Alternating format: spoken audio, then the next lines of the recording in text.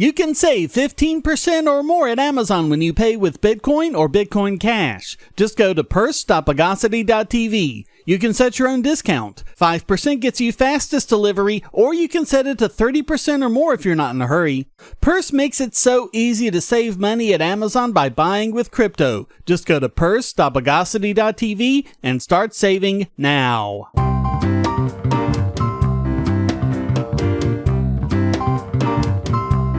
Welcome to the Bogosity Podcast for the week of May 12th, 2019. The podcast that would love to stay, but there's bills to pay.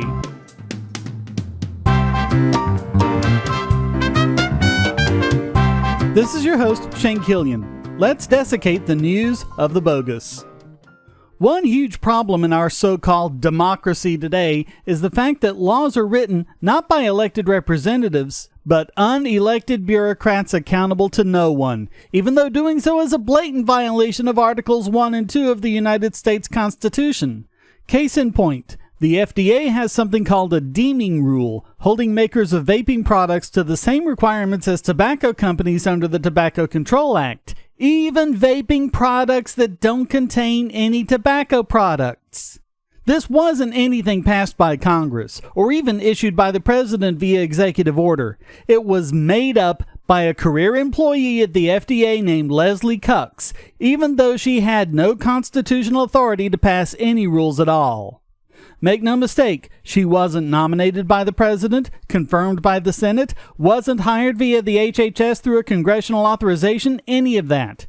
She was not in any way an officer of the United States. She was a career employee, passing laws in violation of the Appointments Clause of Article 2, or even the basic requirement of Article 1 that all legislative power shall originate from Congress. And it's not just her. There are many others at the FDA, including her successor, who have been doing exactly the same thing. So the Pacific Legal Foundation wondered just how big a problem this was. So they looked at every rule issued by HHS agencies from 2001 to 2017. They found a total of 2,952 rules, 71% of which were unconstitutional. Cucks herself passed 385 of them.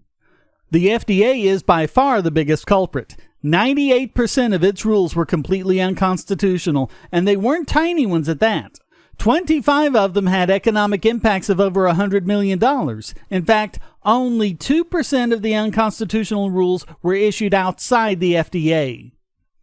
Now, a lot of that was simply because the FDA issued a lot more rules. For example, Medicaid and Medicare's unconstitutional rules were small compared to the FDA's, but they were still 25% of the total rules they issued. 169 unconstitutional rules out of 678, 109 of which had significant outcomes. It's still a big problem. 27% of the CDC's rules were unconstitutional, as were 32% of the NIH's. The authors already have a lawsuit against the FDA about the deeming rule. Here's hoping others will follow, and the courts will strike all of these down. Ads are annoying, but ad blockers prevent publishers from making money. What if you could support your favorite websites, YouTube creators, Twitch streamers, social accounts, and many more ad-free and without paying anything, and even make some money yourself? It's not a pipe dream, it's airtime. Go to airtime.bogosity.tv and get the browser extension, and you'll earn cryptocurrency for the sites you visit, and so will the publisher. This is not a crypto miner. You and the publisher will both get part of the reward from current miners of the BitTube cryptocurrency, with no middleman taking a cut. Even if the publisher hasn't signed up yet, his tube will be put into a dedicated wallet that he can claim upon sign up. You can also use your tube to tip publishers and even purchase products. Airtime monetizes users and publishers with no ads or crypto miners. Go to airtime.bogosity.tv and start making money now. Say, if you're tired of the promos in this podcast, well, the patrons got it early and with no ads or promos. Just go to patreon.bogosity.tv and donate at any level. Good news from the Firefox people. Add-ons will no longer be able to obfuscate their code. Basically, you can get the source code for almost any add-on by unzipping its file and examining the contents. All of the code is there. But people wanting to have proprietary closed source extensions have been obfuscating their code, which basically means manipulating the source so that it's next to impossible for humans to read. Variables are given confusing or meaningless names. Operating code is made to look like data or comments, or creative use of whitespace can hide loops and other programming structures. Mozilla's ban isn't really about you having the ability to read the code. It's about them having the ability to read it to make sure it's not something dangerous. Because obfuscation isn't just used to protect someone's code and trade secrets from being used by someone else. It's also used to hide malicious code. So Mozilla wants to see the code for themselves. They will allow the code to be minified or compiled into object code or some other non-human readable form, as long as they're given the real source code and the means to build the final extension so they can verify that the source they were given is the source used to build the add-on. And this way they can really hope to stem the tide of malware being delivered to users via extensions. Add-on writers have until June 10th to submit non-obfuscated code. If they don't, their add-on will be delisted and current users will have the add-on disabled. That may sound harsh, but it's very important to stop malicious software from entering our computers through browser extensions. The web browser is probably the biggest attack vector we have. They operate pretty much all of our online lives, and almost all of our computing today is done online. Mozilla's action follows a similar policy Google has made with Chrome, so the two most popular browsers now prohibit this practice. Hopefully this will make us all safer online.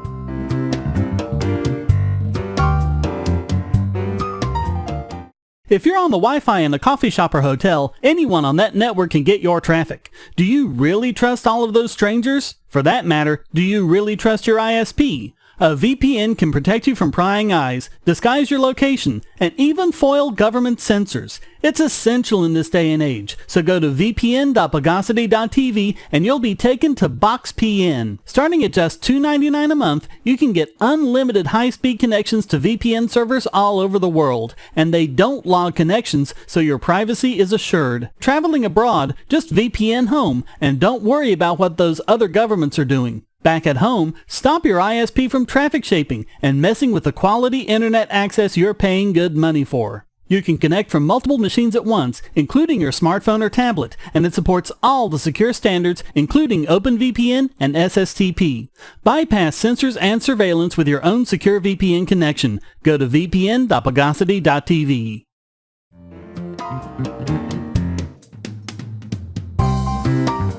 Fair warning, this story is a rough one. We have to talk about some really horrible things, but it's necessary for us to understand what's not only being done in the course of fighting the war on drugs, but also how unaccountable the government players are.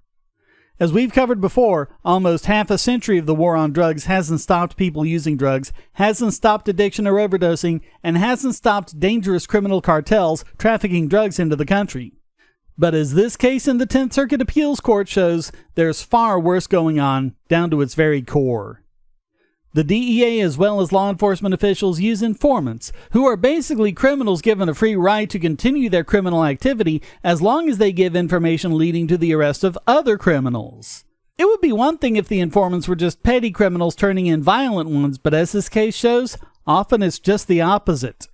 Edward Quintana was a confidential informant for the DEA. At the time, he had an extensive record for violence, which includes, quote, domestic violence, battery upon a household member, child abuse, false imprisonment, battery upon a household member with a firearm, attempted murder, kidnapping, conspiracy, felon in possession of a firearm, trafficking of a controlled substance, receiving or transferring a stolen firearm, and threats of battery or arson.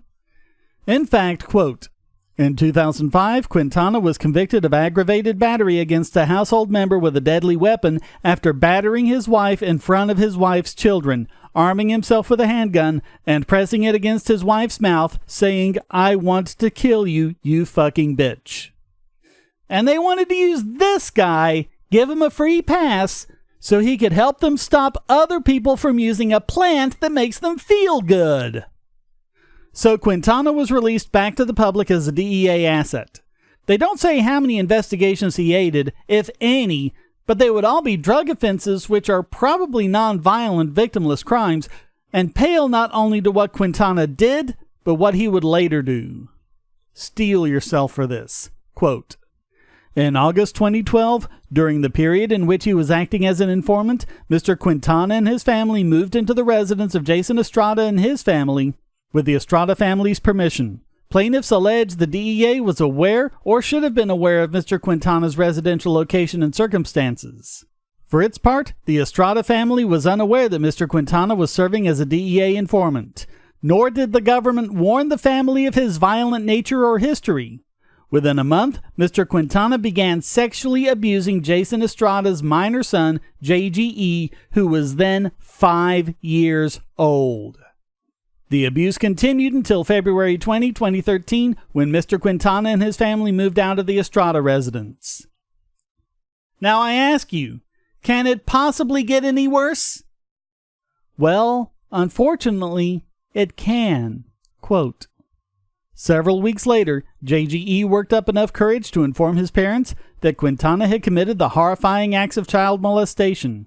Quintana learned that Jason Estrada had begun to make inquiries about Quintana's conduct. In response, on April 3, 2013, Quintana and 2 other males traveled to the Estrada residence where, in the presence of JGE, they beat and shot Jason Estrada.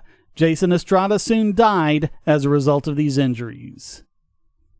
Quick epilogue, quote, approximately 1 day later, the United States and the defendants deactivated DEA informant Edward Quintana. Too late, of course, but it shows that they were, in fact, keeping an eye on things. They allowed all of this to happen. So, lawyers for Estrada's estate, as well as his minor son, sued the DEA for damages. But guess what? The lower court ruled that the DEA agents have sovereign immunity. They can't be touched. Now, it's happened several times in the past that the courts have said that law enforcement have no duty to protect you, even though that's supposedly their jobs. That's bad enough. In this case, though, they said that's the case even if Quintana was acting as an informant for them, giving them a professional relationship with him.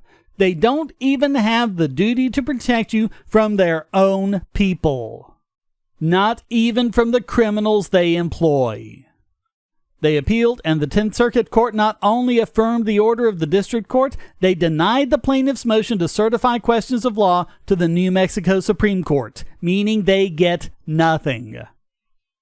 If you want to use violent child rapists and murderers to try and stop people from using a plant or some white powder because it makes them feel happy, you are not the good guy. In my opinion, these DEA agents should not only be allowed to be sued, they should be prosecuted as accessories to Quintana's horrible crimes.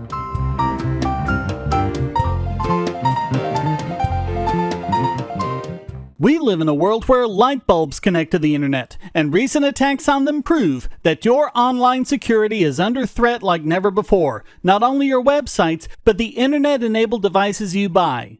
And the biggest problem is weak passwords. That's why you need LastPass. LastPass allows you to randomly generate strong, unique passwords on the web and on your internet-enabled devices, all protected by one master password.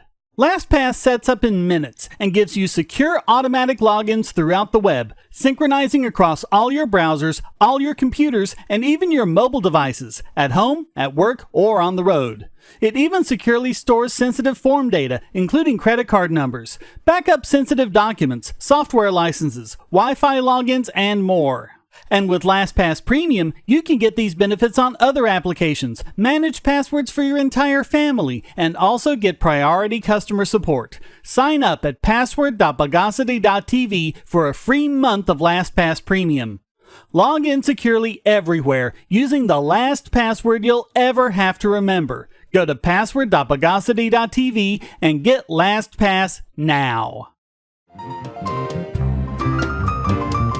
And now it's time to run the trim command on this week's biggest Bogon emitter. And this week it goes to economist Joseph Stiglitz, who thinks the government should shut down all cryptocurrencies. Implicit in this is the apparent belief that the government can shut down all cryptocurrencies, which is another case that makes you wonder what on earth the Nobel Prize people were smoking. He probably thinks you can shut down all cocaine sales, too. He says he thinks we should use electronic payments, but only if his beloved government regulates them. He really thinks it would be great if government literally monitored our every purchase. Quote, I think we can actually have a better regulated economy if we had all the data in real time knowing what people are spending. Because to him, it's all about manipulating the economy. Quote, it would enable the Federal Reserve to actually set interest rates in a much more efficient way. We would have better macroeconomic management. And what do you think he says is a big problem with cryptos? You'll never guess. Quote, it would also curb some of the illicit economic activities, and it disturbs me a great deal the attention that was given to cryptocurrencies because those were moving things off a transparent platform into a dark platform. Yo, Stiglitz, by far, almost all of the illicit economic activities occur using U.S. dollars. Amazing how policy wonks like Stiglitz never mentioned that part, isn't it? He also doesn't seem to understand that Bitcoin's blockchain is completely public and transparent, as are most other cryptocurrencies. Well, come on, let's be realistic. He has to know it. Too many people will have corrected him by now. He's just hoping that you don't know it and he can get away with blowing smoke in your face. He mentions the Paradise Papers and the Panama Papers. Funny how both of those were about tax havens that didn't even use cryptocurrencies. Although that's definitely the impression you'd get listening to Stiglitz. Quote, if we want a more efficient economy without these illicit activities, I think we're going to have to move to more of an electronic payments mechanism.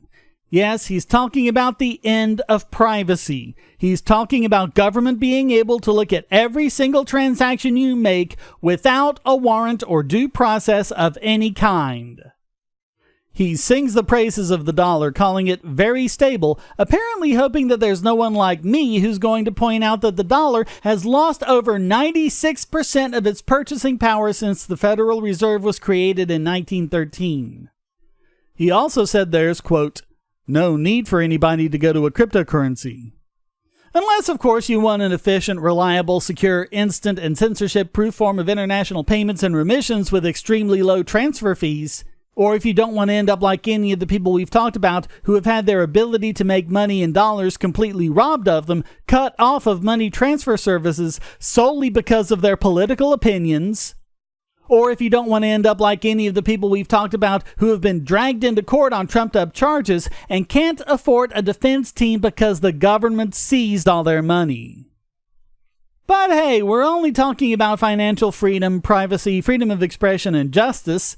All that is a small price to pay for Stiglitz's idea of a sound economy, overseen by his wise, omnipotent overlords. So all of that makes Joseph Stiglitz this week's biggest Bogon emitter.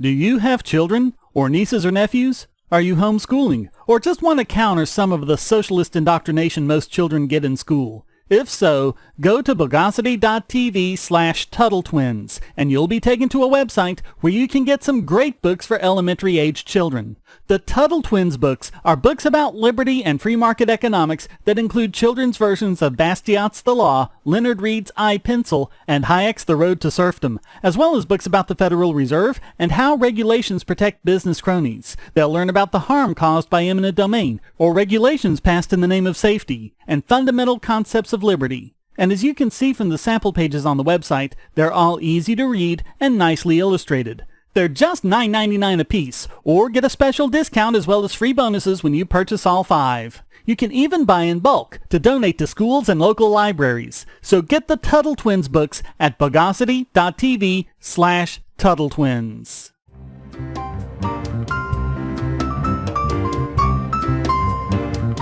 And now let's audit this week's Idiot Extraordinaire.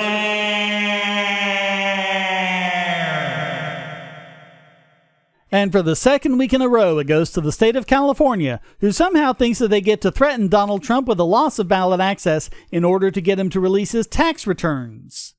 The California State Senate has approved a bill to require all candidates for the presidential primary to release 5 years' worth of income tax returns. Now, we know California politicians have neither read nor care about the U.S. Constitution, but for the record, Article 2, Section 1 talks about how the president is to be elected, and the states have no room to restrict this. Any form of ballot access restriction is unconstitutional, but certainly any restriction that also flies in the face of the Fourth Amendment is horrific.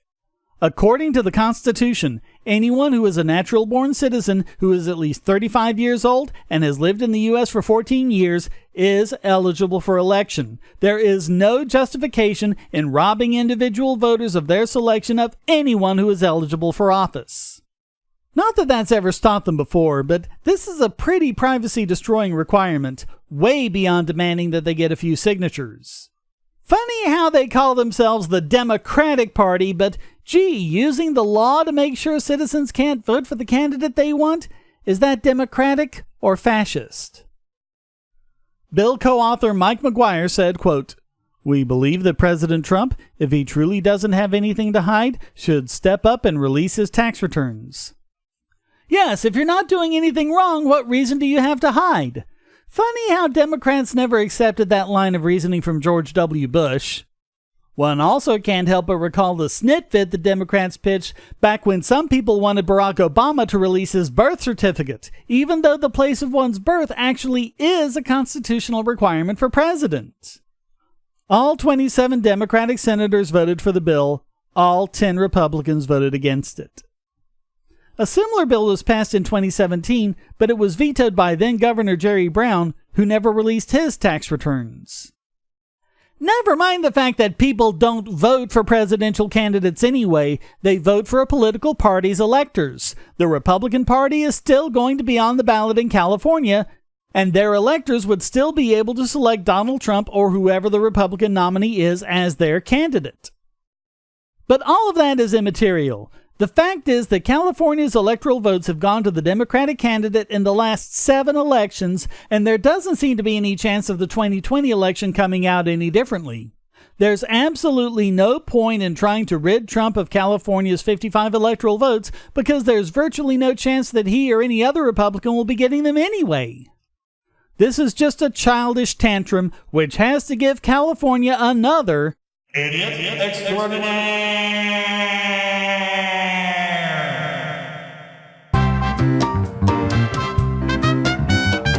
Well, that wraps up this Games and Daisy Chains and Laughs edition of the Bogosity Podcast. Come to discord.bogosity.tv where you can join the discussion and post a question, statement, news article, or rant. This podcast depends on you to keep going, so please go to donate.bogosity.tv where you can give using PayPal or crypto, or subscribe at Patreon or Subscribestar to get the podcast and YouTube videos early and ad-free. You can even support this podcast for free with the airtime extension. Thank you for listening. Until next time, here's a quote from Margaret Chase Smith. "I condemn a Republican Fascist just as much as I condemn a Democratic Communist. I condemn a Democratic Fascist just as much as I condemn a Republican Communist.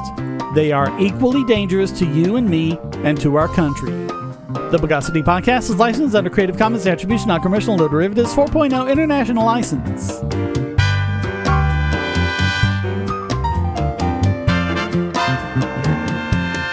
Bogosity.